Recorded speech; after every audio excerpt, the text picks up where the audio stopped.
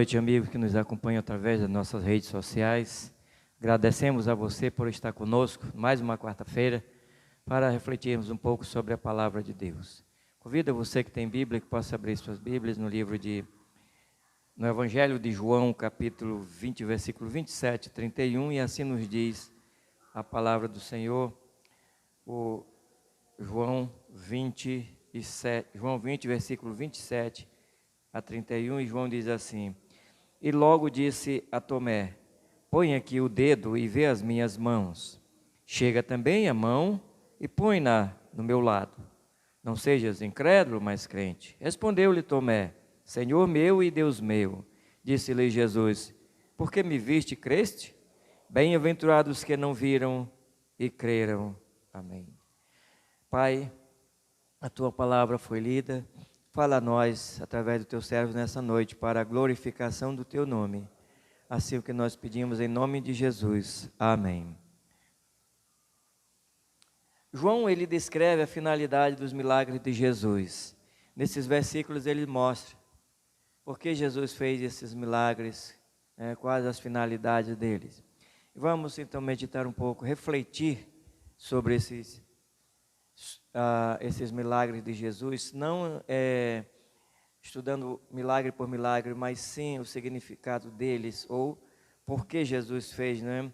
Então, Jesus fez esses milagres para atestar que ele era divino, o Filho de Deus.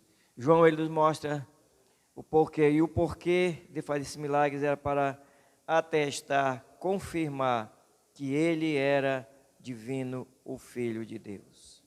Por isso que João dá esse testemunho. Jesus era divino, Jesus era o Filho de Deus, Jesus era o Messias. E Jesus estava então comprometido com todo o plano de Deus. Ele era Deus e também era homem. Assim sendo, todos podem crer nele, não somente como homem, mas também como Deus. João 1,14 ele nos diz isso.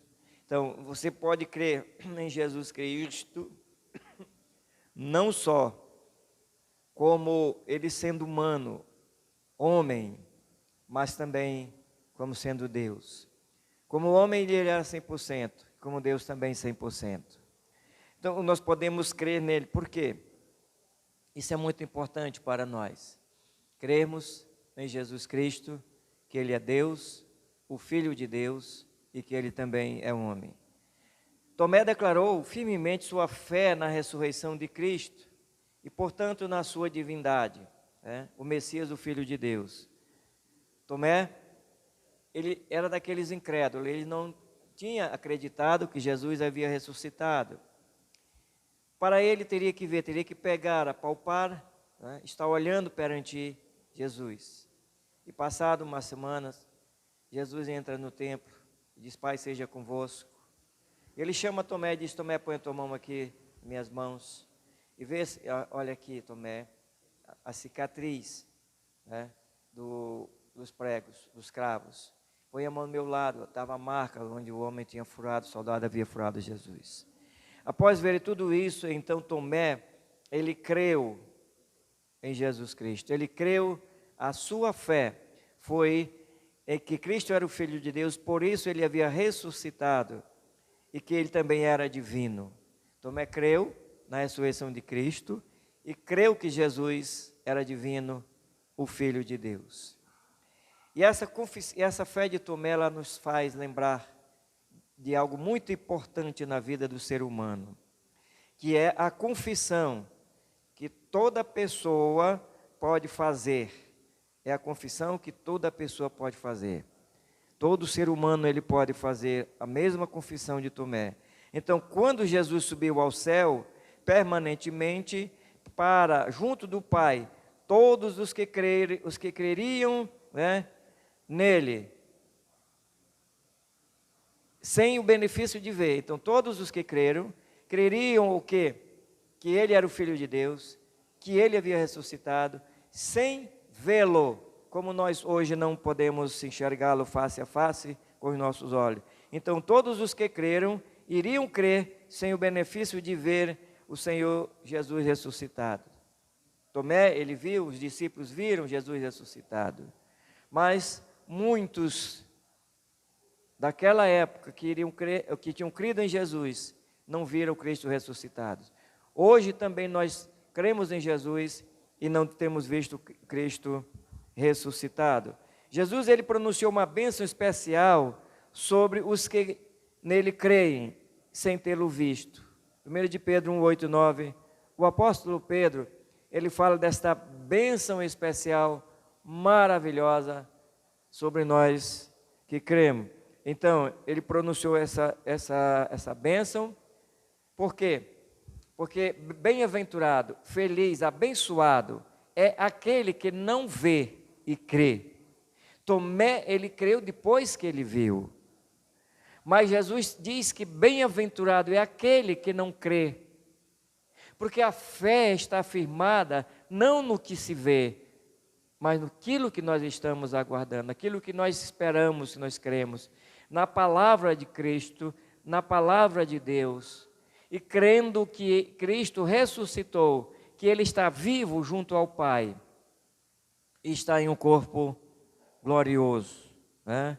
Então, Jesus, ele transformou a água em vinho. João, capítulo 21, capítulo 2, versículo de 1 a 12, ele mostra Jesus transformando a água em vinho, né? Fala disso, transformação da água em vinho. Milagres de Jesus, para que todos cresçam que Ele era Deus, que Ele era o Filho de Deus, quem Deus tinha enviado. Quando nós olhamos para a ressurreição de Lázaro, Jesus orou e disse: Pai, para que eles creiam que Tu me enviastes, que eles saibam que eu sou Teu Filho. Então, agora Jesus, ele transforma a água em vinho, né? Jesus, ele mostra, ao transformar a água em vinho, o seu poder em transformar a água, né, em vinho, mudando completamente a essência de sua criação. Então, ele transforma a água em vinho, ele muda a essência da criação, muda a essência da água. A água é água e água não é vinho, mas ele faz com que a água se torne vinho. Veja bem, ele pode fazer isto. Ele muda a essência da criação. E isso nos mostra que ele tem o poder de transformar completamente a natureza pecadora humana. Ora, se ele pode transformar uma água em vinho, mudando a essência da criação, então por que ele não tem poder de transformar a natureza humana? Sim, ele pode, porque o homem também é criatura de Deus. Então, ele, assim como ele transformou a essência, ele transforma a vida do homem pecador, para uma pessoa redimida, uma pessoa salva por Jesus Cristo, por ele. O Cristo tem o poder de fazer essa transformação total na vida de uma pessoa, por muito pecadora que ela seja, por mais pecadora que ela se considere, mas ele muda a sua essência de um pecador perdido, perverso, a um filho de Deus. Jesus, ele curou uma criança, um filho de um oficial do rei, e ele curou somente com uma palavra. Aquele homem, ele creu. Jesus disse: vai, que teu filho já está com saúde, teu filho está vivo, e ele foi. Então, com isso, Jesus mostrou a sua graciosa autoridade sobre a doença, a morte e a desesperança humana.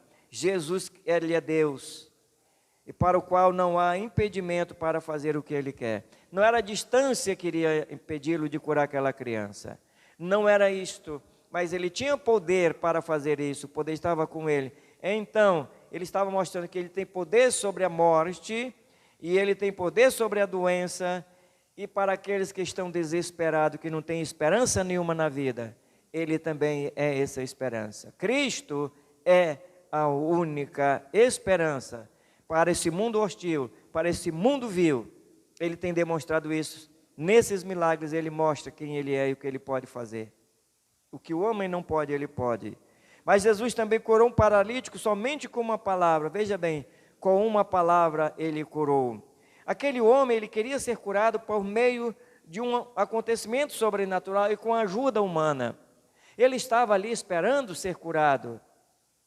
E ele queria, na hora que chegasse aquele anjo e tocasse naquela água, e então alguém jogasse ele na água, para ele ser curado. Ele apenas procurava ser curado da doença. Mas ele também não olhou para Jesus, ele não conheceu o Mestre, o Filho de Deus.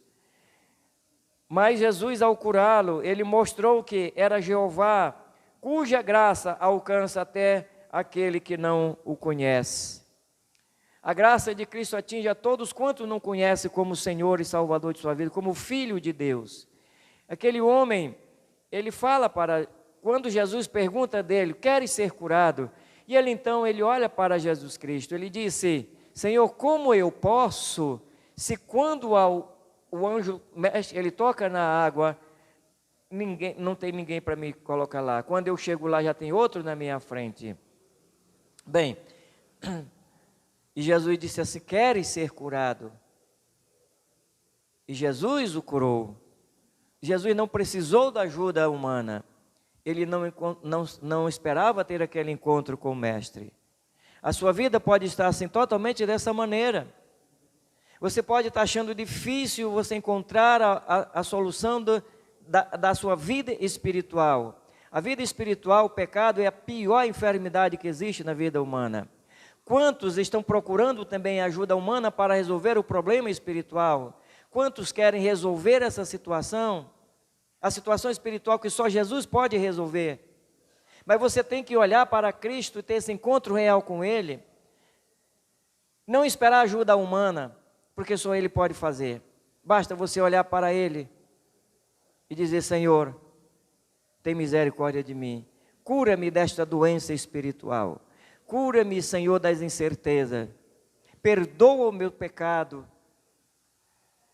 A ignorância espiritual que me tira, que me afasta de Ti.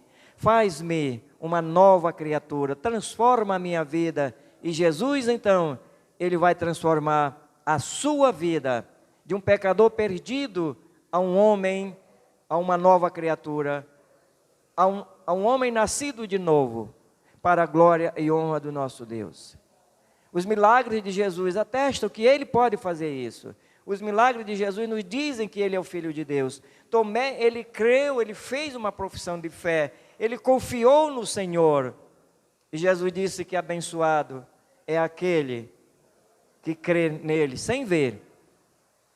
Hoje você precisa crer na palavra de Deus e Jesus como Salvador da tua vida. Você não vai vê-lo pessoalmente. Um dia você vai ver, mas pode ser tarde demais, sem ser um crente em Jesus Cristo. E eu convido você nessa noite, para você então, receber a Jesus como Salvador da sua vida.